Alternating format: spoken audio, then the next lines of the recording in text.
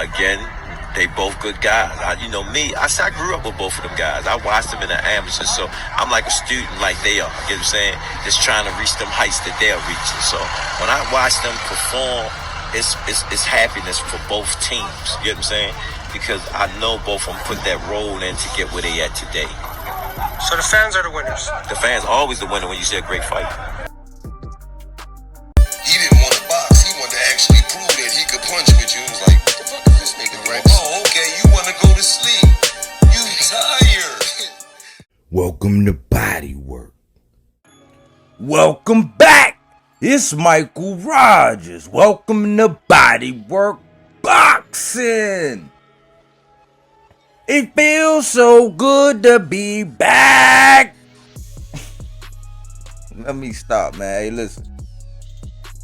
If Lloyd Banks ain't in your top 5, dead or alive, man, you need to update your list, man. That Halloween Havoc, man, it's it's something to speak about, you know. Hey, music is my life, you know. So I was listening to that, and he said, stop all that dick riding. You coming off inappropriate. That's gonna go over a lot of people's head, but salute to Lloyd Banks. Anyways, man, I want to get into heavy is the head that wears the crown. I find it real crazy how, you know, Earl said tables turn, right? Bud was able to become #1 undisputed pound for pound overall after that victory over Errol Spence, right? And it's a lot to be made about this conversation because this was a marquee fight in the landscape of boxing. It signified a whole lot. You know, leading up to that fight, I was like, man, we got to be careful what we do and how we make these exceptions for people going to go get this bag and the bag theory and not making it about legacy. But Crawford fans said, you know what? This man wanted to go get a bag. He got to feed his family. He got to do the David Avenesian. Never looking at all of the heavy lifting that Errol Spence had to do to actually go get them 3 belts that he got. You know what I'm saying? He had Ugas, Sean Porter, Kell Brook, and he had some Lamont Peterson sprinkled in there. He went pretty much through the gauntlet. He never got to Keith Thurman, but he did get a Danny Garcia. He got a Mikey Garcia. You know, you can say Errol Spence fought the who's who at 47. Meanwhile, on his first fight up, Bud get a belt from Horn. Mind you, Earl had a belt when he moved up. And from the time Earl got that belt from Sean Porter to the time that he actually got that belt from Ugas, Bud was running around doing everything but fighting that man. And I said, man, it's one thing to recognize the talent. You can look at my Boxers to Watch collection, man. I've never taken away from Bud's talent. Never. You know what I'm saying? I put him as the closer. You know what I'm saying? Even though I was heavy. You go back and look, man, that video got like 17,000 views, the one I did on Spence. You know what I'm saying? That's my highest viewed video that I put out. You know what I'm saying? Because Errol Spence is my guy. He's still my guy. But up until that point, you know, I don't think that Errol Spence was getting the respect that he deserved as the champion. You know, when we look at all the concessions he had to make, from the coin toss to, you know, how the announcement was made, it was just a lot of things that was up for grab, and all of the equity that he put into becoming a champion, from building himself up like Shakur Stevenson did recently, going to that Giants game, being seen, having a relationship with the Dallas Cowboys, you know what I'm saying, networking, the whole thing with Jerry Jones. And I think a lot of people on the outside looking in was y'all like jealous, because it was like, who is this Errol Spence and why did he do this? And it was a lot of talk, but Earl made his mistakes outside the ring. You know what I'm saying? He had some things go on outside the ring, and he said that he learned from it. He grew from it. You could clearly see that, you know, lifestyle-wise, as far as people that was looking at it kind of close. Not just, you know what I'm saying, not by private investigators and all that, but people who were looking at Spence closely noticed that it was a change after that. You know, he said he had got a nutritionist. He was already saying that it was hard for him to lose weight. But there were a lot of back and forths where a lot of people just utterly slandered Errol Spence in the media. You know, it was people that were making videos every day, all day. They was naming their channel, Bud Beats, Easy Route, Spence, all, you know, all this stuff, right? We fast forward to now. Terrence Bud Crawford, even though he became #1 pound for pound and he got the victory over Errol Spence, he's coming under a lot of scrutiny now.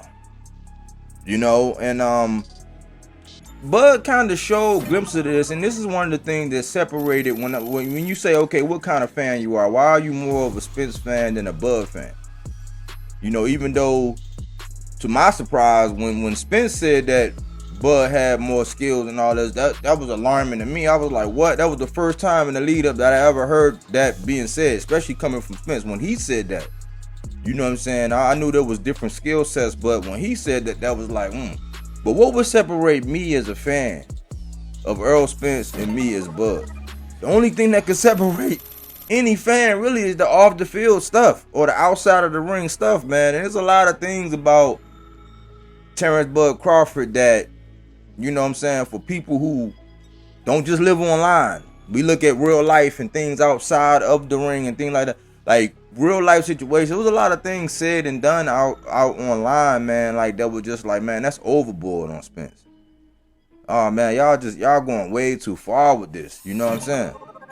So here recently, Bud out, he lashes out at a fan. Your mother this, your mother, and that kind of talk, that's triggering talk for a lot of people. You know what I'm saying? It's almost like another word that people like to say and use to be able to trigger a certain type of people and demographic, and you gotta render that word powerless. But I would think the whole your mother thing gotta be rendered powerless. But what this looks like is because a lot of people are scrutinizing him. It looks like that crown getting heavy for Bud. And I think that how seamless it was, mainly because Spence he wasn't really out in front of the cameras, you know what I'm saying, doing things like that. He would promote himself and build himself. But I think this exposure and all these new fans that Bud had is starting to really pay a toll on Bud. You know, at the end of the day, I hope that Bud and Spence can figure this thing out. If they are going to do a rematch, you know what I'm saying, let it be done. It's just like a tug of war. It's like me personally, I have been saying for the longest time, I even made a video. I was playing around, did a little parody saying, man, Earl, man, don't wait on Bud, man. Go out there and pick on somebody, man. I wish Earl would have listened to me, man. Because of him waiting around, you know, just sitting out, you know, trying to maintain all that time, man, the inactivity. There was time you could have been training or getting another fight in or getting another bag. And I think when Bud went out and got that fight with Avanesian and whatever money it was, the mystery money, when he went and got that mystery money from David Avanesian and Errol Spence was sitting still for a while, I think that kind of led to, you know, some of Earl's decisions as far as that bag. Because Earl was like, look, man, this is a fight of a lifetime. I always wanted undisputed. He's one of the ones that clearly, he always made it clear that he was about legacy, but he had grew himself with the tutelage of Al and whoever his advisor was or whatever kind of counsel he was getting. He worked himself up to be able to become a marquee figure in the sport, to be able to create that bag, to be able to be looked at as a payday. Because remember, originally it was Errol Spence for years that was tied into a potential fight with Canelo. That fight was always looming. It was always something that was, you know, said to be done. And rightfully so, because people were saying, oh man, Earl's a bigger man. He's sucking himself down. He got to be at 47. That fight was much more acceptable in a lot of people's eyes. I think this hindsight stuff that's going on with Bud in pursuit of Canelo, it's good because it's, you know, it'll be, you know, pound for pound fights. You know what I'm saying? For everybody who have Canelo still real high on the list, it'll be a pound for pound fight. But that fight right now in present day was never as valued as a potential Errol Spence and Canelo fight. I think the loss to Bud now kind of devalues a Errol Spence and a Canelo fight, but who knows? I was just saying, man, Earl, go get another fight. You know what I'm saying? Go, like, move on, because, you know, it didn't work to your benefit, man. And when you look at the sport of boxing and how Earl, as the consummate champion he was, when he went and picked up that belt and that belt and that belt, and all about legacy and doing all this, when you look at how people kind of like just dismissed him or made him seem like he was nothing, I'm like, well, how do you give Bud all this credit for being pound for pound and like he the best thing since sliced bread, for beating Spence, who was, y'all say, damaged and all this kind of, it's counterproductive, the argument, but it depends on who you're talking to when you make that argument. You know, the point of what I'm trying to say right now is, I put out a video saying that Earl needs to move on. You need to move on. 147 needs closure. I think that at this stage in his career, man, people, because of how social media is and how YouTube is and what they do for likes and clicks and views and how they garner attention, and there's nobody really gonna be bold enough to get out there and say, hey, man, like, come on, man, like, go ahead with all that. Like, Spence, you know what I'm saying, he lost. He deserved his rematch. You know what I'm saying? Things were talked about. I think even, you know, coming from Bud, I think looking at everything, man, I thought Bud would probably be like, you know what, he did afford me this opportunity. He was patient. It was off of his labor, off of Earl's labor, off his commitment to get to his goal, his stubbornness, that actually made that fight possible. And I think I just, in many aspects, whether or not Earl has a shot in the rematch, that's a whole, like, when we talk about the X's and O's, we can do that. I decide I gotta wait to weigh in. I gotta wait to see. I gotta wait close to the fight before I start making like outlandish, bold predictions now. You know what I'm saying? It's a lesson learned for me, because I never would have thought, you know, I don't make excuses for Spence, but I never would have thought that version, like the way Spence looked before he even stepped in the ring, I never thought we was gonna see that night. So I kind of gotta wait now. Like, I gotta analyze everything. I gotta consider inactivity. I gotta consider a lot of things now before I make predictions. But I'm at a point in time where, man, as time goes on, man, unless Earl gets back in the ring, man, and get busy, man, unless he go pick out, you know, somebody at 54, go get a Lubin or a Fundora, or, I mean, you can even start off with a Brian Mendoza. Like, you can, like, it's so many options, man. And if I could plead to Earl one thing, man, go and get busy. If this rematch stuff and if there's any plan and everything ain't concrete, do not get your career strung along and let this last, if it turns out, let this part of your career start making you taper off faster than what you should, man. Because I don't think Errol Spence's damaged goods. I think that he still has the potential to be very dangerous. You know what I'm saying? He needs to be at a comfortable weight.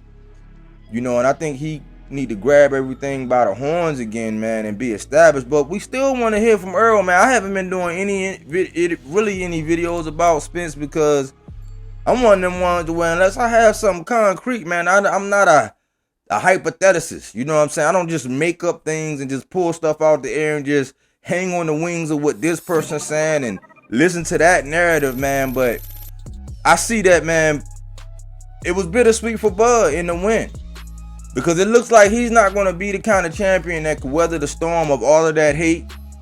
Because look at it, he's cracking under the hatred. The same kind of hatred that everybody was giving Spence before, and the hatred that he got now is actually making Bud implode from the inside.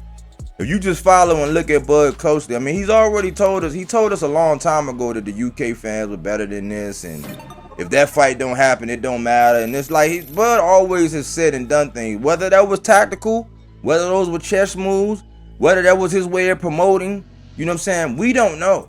But it's clear that the pressures of the things that the fans say and how they treat it, and these accusations about, you know, there's a lot of accusations floating on out there, and it just seemed like, man, it seemed like boxing is gonna get more toxic. Boxing is gonna get more toxic the longer time they don't do this rematch, if it is, because I don't know right now. I still have no clue as to whether or not. Maybe you could tell me, is this rematch happening? I did a survey and I asked, who should Errol Spence fight? I think I put up Lubin, Fundora, Tim Tszyu. We had, even though I think the Tim Tszyu thing, I put up a poll to ask people a while ago on that video when I said get out, man. I'd be curious to know, man, should Errol Spence move on, man? You know what I'm saying? Because I think he can salvage his career, man. He's still a professional. He's still a champ. Ain't just nobody ain't going to get in there and be able to do what Bud was able to do. You know what I'm saying? And if Spence is fully hydrated at a weight that he comfortable at, and you know what I'm saying, where he don't have to shrink down anymore, maybe we'll get a more competitive fight. I don't know, but we need some answers, man. I would love for Spence to sit down and tell somebody something, man, because you got fans that want to hear from you, man, and that still believe in you, man. Still look up to you, still want you to do your thing, still want to see you be successful in life outside of boxing, man. You got some diehard fans that know that you kept it true. You might have lost. You might have lost that battle. But the war and the kind of person you are and that integrity and how you get down, man, you still got some fans that's going to ride with you till the wheels fall off. Or till you put that car in park, man. So I'm trying to say, man, I want to look, and I would imagine, man, I imagine Spence just sitting back saying, that crown kind of heavy, huh, Bud? And Bud saying, yeah, man, like I ain't know. I really didn't know that it was like this, but we starting to see Bud crack under the pressure, man, and all of the things that the media is saying. That's why as fans, man, we kind of got to be, if we want to see the best fight the best, if you look at everything from the pre-build, what one fighter's fans were saying and allowed, and what we allowed to be a standard, you know what I'm saying, what we allowed to happen, and then we see the outcome of this fight in the shambles of 147, because Boots can't move on. Stanionis is standing still. You know what I'm saying? There's a lot of people in that division that's waiting to go and waiting to see this new dawn of this new era, man, to have closure to this, and it's holding everything up because that's the glamour division. 147 is in shambles, man. And heavy is the head. But I thought I'd come out here and talk about it, man. What do you think about the essence of 147? Is that crown too heavy for Bud? Is he handling it with, I guess, the kind of grace that Earl had for all of the extra hate that Earl used to get? You know what I'm saying? Like, can we restore order to 147? You know what I'm saying? We got 135 getting ready to be restored, with Shakur and De Los Santos fighting, and the things that's going to come, because that's going to be a trickle down effect, man, the result to that fight. So we got some kind of order coming out of 135 now with that fight, but like, can we get some order to 147? How do you feel about it? Anybody got any solutions as to how we can fix this, or what's really going on, man? Because we need answers. Anyways, I thought I'd put it out there, man. I'm still a Spence fan. I'm still a ride or die Spence fan, man. I just hope that this man don't let his career get curtailed and hamstringed by taking on an opponent and going after your dream and then being too stubborn to realize, man, you got to move on, man. You can make bigger bags. You can still have glory. You can still have, good fights coming up ahead, man. But I would say, man, if I could shoot a little Brady to Spence, man, I would say, man, move on, man. That's my last plea, man. But what do you think? Thanks for tuning in here at BodyWork Boxing, where we don't take things for face value. We do that body work.